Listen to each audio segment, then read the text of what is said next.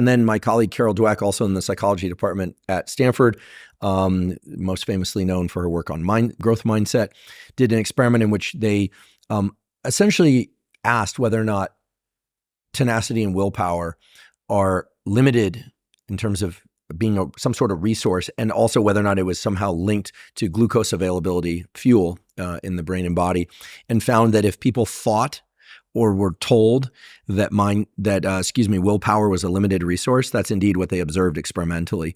But that if they were taught or were told that willpower is unlimited and divorced from glucose levels, well, then that's exactly what you saw.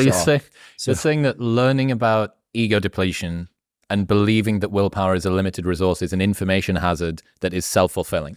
Potentially. Now, Baumeister, showed himself to be, pretty determined and countered the Dweck counter by showing that if there's a hard task followed by a hard task, then your beliefs about willpower can impact your performance on the second task. So aka Dweck is right.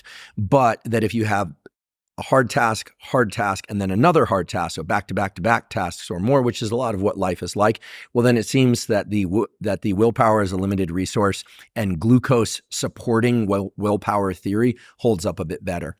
What have you come to believe about the difference between willpower and motivation and discipline? How do kind of all of these fit together in your mind? Yeah, so willpower and tenacity are related to motivation, but they're not quite the same. I think we should think of motivation as